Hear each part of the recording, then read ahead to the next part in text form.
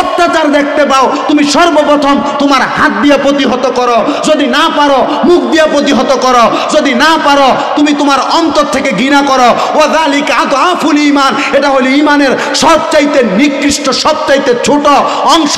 এবার আপনারা বলেন, আমরা হাত দিয়ে প্রতিহত করতে পারি আর না পারি, মুখ দিয়ে বলবো, মুখ দিয়ে পারি আর না পারি, আমরা অন্তর দিয়া নবীর দুশমনদেরকে ঘৃণা করার দরকার আছে নাই? সামনেই এই জিলকদের পরে জিলহজের পরে পবিত্র মুহররম মাস, নবীর আহলে বায়াতের সম্মানের মাস।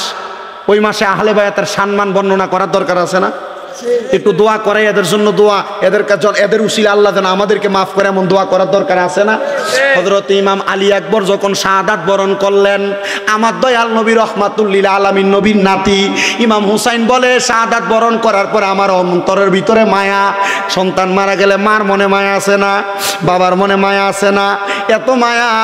আলী আকবর কয়, আমি আল্লাহ তাআলার কাছে, হযরত ইমাম হুসাইনকে আল্লাহর কাছে দোয়া করলাম, আল্লাহ আপনি আমার সন্তান আলী আকবর রে কবুল ও মঞ্জুর করেন।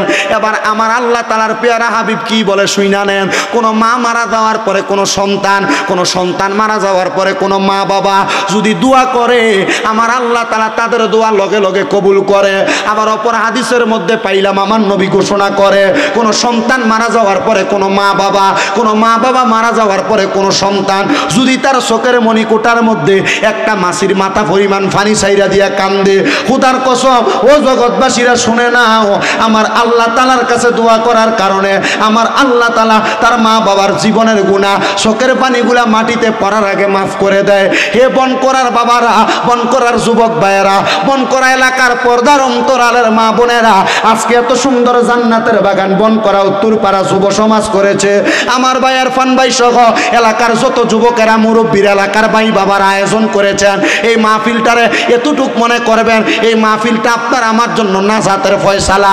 তবে একটা কথা অন্তরের ভিতরে বিশ্বাস রাখবেন, আজকের মাহফিলের মধ্যে হয়তোবা এমন অনেক সন্তান আসছে যাদের জগতের মধ্যে মা নাই, এমন অনেক সন্তান আসছে যাদের জগতের মধ্যে আব্বা নাই। বনকরার যুবক ভাইরা, বনকরার মুরব্বী বাবাজিরা, মা বাপ যদি অন্ধকার কবরে থাকে, আল্লাহ তাআলার কাছে আম্মা আব্বার জন্য শুধু দোয়া করবা, আল্লাহ আমার আম্মা কবরে, আমার আব্বা কবরে আপনি ক্ষমা সুন্দর দৃষ্টিতে দেখেন না। কারণ সন্তান এতটুকু মনে রাখো, আমার আল্লাহ তাআলা তোমার মারে, তোমার আব্বারে মাফ করে দিবে।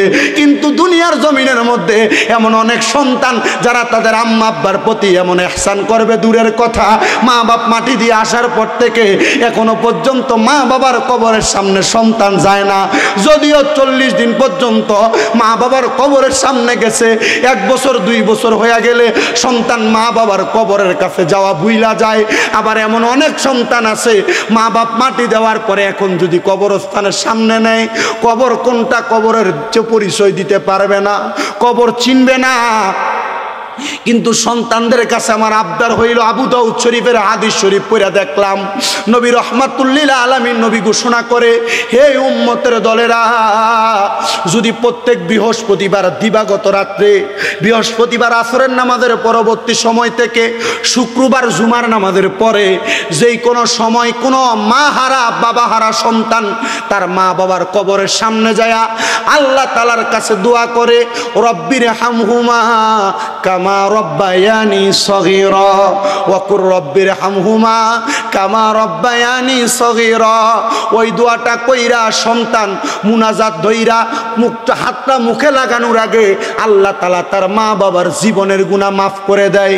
এই জন্য আমি এই বনকরার যুবকদেরকে বলবো, আম্মা আব্বার কাছে তোমরা দুনিয়াতে কোনো কিছু দাও আর না দাও, এখন থেকে আম্মা আব্বার কবরটারে সপ্তাহে একবার হইলো জিয়ারত করবা। কিন্তু এমন অনেক সন্তান আছে, এদেরকে প্রশ্ন করলে বলবে, হুজুর আম্মা আব্বার কবর জিয়ারত করব দূরের কথা, আম্মা আব্বা এখনো বেঁচে আছে, আমার মা বাপরে আমি ঠিক মতো ভাত দেই না। এমন অনেক সন্তান এলাকায় পাওয়া যায়, বিবাহ করার পরে বউয়ের কথা শুই না সন্তান মা বাপরে জুদা করে দিছে। এমন অনেক সন্তান আছে, মা বাপরে আলাদা করে দিছে, মা বাপ ঠিক মতো ভাত খাইতে পারে না, অসুস্থ হলে মা বাপ ওষুধের টাকা খুঁজা নেওয়া লাগে। এই সন্তান একটা কথা মনে রাখবা তোমার মা বাবা তোমার কাছে টাকা কুইজা নেওয়া লাগে, কিন্তু আল্লাহর নবী রহমতের নবীর হাদিস শরীফের মধ্যে পাইলাম নবী নিজেই বলতেছে একটা সন্তান যত টাকা ইনকাম করবে তার বাবা মা চাইলে অনুমতি ছাড়া তার সন্তানের টাকা ব্যবহার করতে পারবে। আর তোমার আব্বা তোমার কাছে 100 টাকা খুঁজা নেওয়া লাগে, তোমার আম্মা তোমার কাছে পান খাওয়ার টাকা খুঁজা নেওয়া লাগে। না না না যুবক ভাইয়েরা, না মুরব্বী বাবাজিরা, তোমার আব্বা আম্মা খুঁজা নেওয়া লাগবে না। হাদিস তো এটাও বলে আম্মা আব্বার পেছনে সন্তান যদি মাত্র 1 দিরহাম ব্যয় করে, আল্লাহ তাআলা ওই সন্তানটাকে 1 দিরহাম ব্যয় করার কারণে হাজার হাজার কোটি কোটি সম্পদের তারাক্কি দান করে। আপনাদের কাছে আমার এতটুকু আবদার, কেউ যদি মা বাপকে জুদা করে দিয়া থাকেন, মা বাপকে আলাদা করে দিয়া থাকেন, দেন পারলে আপনার পাও আমার সামনে দেন, আমি আমার জিব্বা লাগে আপনার পাও পরিষ্কার করে দিব। তবুও আজকে ওয়াদা করবেন আম্মা আব্বার জুদা করে দিয়া থাকলে, আলাদা করে দিয়া থাকলে এখান থেকে বাড়িতে যাইয়া আম্মা আব্বার পাগুলা ধরে মাপ চাইবেন। মা বাপরে বলবেন মা ও আব্বা যান, আপনাদেরকে জুদা করে দিয়েছি, আলাদা করে দিয়েছি, এটা আমার বড় অন্যায় হয়েছে, আল্লাহর রাস্তায় আমি সন্তানকে মাফ করে দেন। যতক্ষণ পর্যন্ত আপনার মা আপনার বাবা মুখ দিয়ে বলছে আপনারে মাফ করে দিছি, ততক্ষণ পর্যন্ত আপনি পাও ছাড়বেন না। আরে পাও ছাড়া না, পাও ছাড়া না, মাঝে মাঝে সুযোগ পাইলে আম্মা আব্বার পায়ের মধ্যে চুমা দিবা। বলে হুজুর এটা কেমন কথা বললেন, মা বাবার পায়ে চুমা দিমু, এটা কি শিরিক হবে না? না রে না না না না, আম্মা আব্বার কদমে চুমা দেওয়া এটা আল্লাহর জান্নাতের চৌকাটে চুম্বন করার সওয়াব পাইবা। আবু দাউদ শরীফের মধ্যে হাদিস শরীফ পড়লাম, রাহমাতুল লিল আলামিন নবীর কাছে একজন নবীর সাহাবী আয়েশা, নবীজি যখন মদিনাতে আগমন করেছে হিজরত করে, সাহাবী প্রশ্ন করি ইয়া রাসূলুল্লাহ, ওগো মায়ার নবী, আমি তো ওয়াদা করেছিলাম একদিন মক্কা যখন বিজয় হয় নাই, আমি চিন্তা করেছি মক্কা যেদিন বিজয় হবে আমি নিয়ত করেছি মক্কার চৌকাটে যে আমি চুমা দিমু। আল্লাহর হাবিব কয় সাহাবী তোমার তো সুযোগ আছে, তুমি কেন যাও না? সাহাবী কয় ইয়া রাসূলুল্লাহ, মক্কায় যাবো কেমনে? মদিনা থেকে মক্কার অনেক দূরত্ব, বাড়িতে আমার অসুস্থ মা শুয়া রইছে। নবী গো, অসুস্থ মারে ফালায়া তো আমি মক্কায় যাইতে পারি না। এবার জানতে চাই অসুস্থ মার খেদমত করা উত্তম না হজ করা উত্তম? কথা কন। অসুস্থ মার খেদমত করা উত্তম না মক্কায় যাওয়া উত্তম? অবশ্যই মার খেদমত করা উত্তম। আল্লাহর নবী কয় সাহাবী, ও সাহাবী, তাহলে তুমি বলতে চাও মক্কায় যাওয়ার সুযোগ তোমার হয় নাই? সাহাবী রে, বাড়িতে যে মার কদমে চুম্বন করবা। ইয়া রাসূলুল্লাহ, মক্কার চৌকাটে চুমা দিতে চাইছি, মার কদমে না। নবী কয় সাহাবী শুইনা নাও, শুইনা নাও, মায়ের কদমে চুমা দিলে মক্কার চৌকাটে চুমা দেওয়া না রে, মায়ের কদমে চুমা দিলে আমার আল্লাহর জান্নাতের চৌকাটে চুম্বন দেওয়ার সওয়াব পাইবা। এ যুবক ভাইরা, এ মুরব্বী বাবাজিরা, কোনোদিন মা বাবার কদমে চুম্বন দিছো কিনা জানি না, তবে ওয়াদা করো রে, আজকে এখান থেকে বাড়িতে যাইয়া অন্যায় করো আর না করো, মা বাবার সাথে কোনো বেয়াদবি করো আর না করো, শুধু এতটুকু ওয়াদা করো এখান থেকে বাড়িতে যে মা বাবার পায়ে ধরে মাপ চাইবা।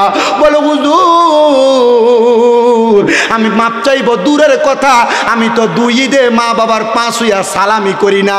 আরে আজকের মাহফিল কবুল হবে কি হবে না আমার ইরফান ভাই সহ এলাকার যুব সমাজের যারা আছে তারা কেউ জানে না। তবে আমি একটা কথা বলতে পারি, আগামীকালকে যখন দেখবা এলাকার মুরব্বীরা দোকানে বৈশা বলে আমার ফুতে আমার লগে কোনো অন্যায় করে নাই, তবু এই ছোট্ট ছেলে শামীম দাদার কথা শুই না আমার ফুতে বাড়িতে এসে আমার পায়ে ধরে মাপ চাইছে। এলাকার মহিলারা একজন আরেকজনরে বলবে আমার সন্তান আমার লগে অন্যায় করে নাই, তবু আমার সন্তান আমি মার পায়ে ধরে মাপ চাইছে। যখন দেখবা কোন এলাকার মুরব্বীরা এই কথা বলে, কোন এলাকার মহিলা এই কথা বলে, তাইলে মনে করবা মাহফিল সফল। কারণ আমি যে বইলা গেছি সন্তান বাড়িতে যে মার পায়ে ধরে মাপ চাইছে, বাবার পায়ে ধরে মাপ চাইছে। মা বাবার পায়ে ধরলে দাম কমে না, সম্মান কমে না। আম্মা আব্বার কদমে ধরলে আল্লাহ আপনার সম্মান বাড়াইয়া দিব, আল্লাহ আপনার ইজ্জত বাড়াইয়া দিব। বলে হুজুর মা বাবার পায়ে সুমা দেওয়া সালাম করা এগুলারে তো অনেক আলেম সমাজের মানুষ শিরিক কয়, শিরিকের ফতুয়া দেয়। আমি এতটুক বইলা যাই যারা শিরিকের ফতুয়া দেয় সব গুনাহ আমারে দিয়া দিবেন, আমি আপনার গুনার দায়িত্ব নিলাম। তবে যদি সওয়াব হয় এই সওয়াবের ভাগীদার আপনি। তবে এতটুক মনে রাখেন এখান থেকে বাড়িতে যে মা বাবার পাওটা ধরে মাফ চাইয়েন। যতক্ষণ পর্যন্ত মুখ দিয়া বলছে মাফ করে দিছি ততক্ষণ পর্যন্ত পাওটা ছাইরেন না। কারণ মা বাপ যদি আপনারে মাফ করে দেয় এই মাফটার কারণে আল্লাহ তাআলা আপনাকে মাফ করে দিবে। নবীর হাদিস, নবী কয় রেদার রব্বি ফি রিদাল ওয়ালিদাইন, মা বাবার সন্তুষ্টিতে আমি আল্লাহ সন্তুষ্টি। সাখাতুর রব্বি ওয়া সাখাতিল ওয়ালিদাইন, আম্মা আব্বার অসন্তুষ্টিতে আমি আল্লাহ অসন্তুষ্ট। এবার তুমি মা বাপরে কষ্ট দিলে কষ্ট পায় আল্লাহ, মা বাপরে খুশি করলে খুশি হয় আল্লাহ। বউয়ের কাপড় কিনা দাও 2000 দিয়া, মারে কাপড় কিনা দাও 600 দিয়া। আল্লাহর হস্তে মাপ চাই।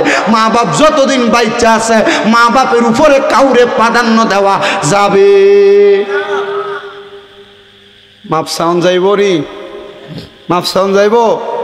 আগামীকালকে যখন দেখবেন বন করা বাজারে, বন করা দোকানে বৈশা কোনো মুরব্বী কইছে হ্যাঁ আমার ফুতে আমার ফায়ে ধরে মাপ চাইছে, হেও মা বাবার ফায়ে ধরলে কি সম্মান কমব? ইজ্জত কমে দেব? মাপ চাইতে পারতেন না? মা বাবা আছে তো, থাকলে যে মা বাবার ফায়ে ধরবেন। আরে মিয়া পারলে দৈনিক একবার মাপ চাইবেন, তাহলে মা বাপ মনে করবে হ্যাঁ আমার ফুত এখন আমার আন্ডার থেকে এখনো সরছে না, আম্মা আব্বার কদমে ধরার দরকার আছে কি নাই? আল্লাহ তাআলা আমাদেরকে সে তৌফিক দান করুন। বলে হুজুর কেন? কারণ আম্মা আব্বার এই সম্মান, এই তাজিম করার কারণে আল্লাহ তাআলা আপনার এই দুনিয়া এবং আখেরাত সব জায়গায় আপনার সম্মান, ইজ্জত, আদলকে বাড়াইয়া দিবে। আল্লাহ তাআলা আমাদের এই সম্মানকে বাড়াইয়া দেন। জোরে পড়েন আল্লাহুম্মা আমিন। আপনার কেমনে জানি আসতে কোন আমিন, একটু জোরে কোন আমিন। আল্লাহ তাআলার কাছে এতটুক ফরিয়াদ জানাই, আজকের মাহফিলের যিনি সম্মানিত প্রধান মেহমান খুশবাস কাদিরিয়া গাউসিয়া দরবার শরীফের পীর সাহেব শামসুল আরিফিন খুশবাসী হুজুর, উনি আসেন, উনি আপনাদেরকে নিয়ে দোয়া করবেন। আল্লাহ তাআলা ওনাদের নেক দোয়া, নেক নজর আমাদেরকে দান করুন। জোরে বলেন আমিন।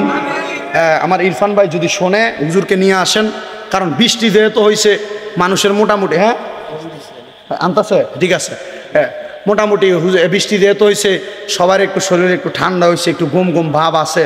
যতটুকু হয়েছে ওয়াজ অতটুকুর উপরে আমল হইব না ইনশাল্লাহ। কি আমল হইব? আমার ওয়াজের কি কি শিখছেন আমার ওয়াজ থেকে এতটুকু আজকে শোনেন। যদি কালকে কেউ কয় যে কি ওয়াজ করছে, কতক্ষণ চিল্লা চলে গেছে, উত্তর দিবেন যে শামীম রাজার ওয়াজ থেকে এগুলা শিখছি। 1 নাম্বার সালাম দেওয়ার হাদিস শিখিয়ে দিছি, শিখেছি কি না? তাহলে সালাম দেওয়ার হাদিস বলে হুজুর এটা আমরা জানি ওই, তবে আমি আমার ও বয়ানের যেটা দায়িত্ব আমি এটা বলে গেছি। কারণ বর্তমান সমাজে অহংকারী বেশি, একজন আরেকজন সালাম দিতে চায় না, মুখ একটা এমনি করে রাস্তা দিয়ে মাথা নিচে করে একটা দিকে আছে না। সালাম দেওয়ার ফজিলতের বয়ান করে দিয়ে গেছি। সালাম বেশি বেশি দিবেন, আপনার শত্রুরও দেখলে সালাম দিবেন, সালাম দিলে শত্রুতা কইমা যায়, মহব্বত বাড়ে। যেরকম সুবহানাল্লাহ।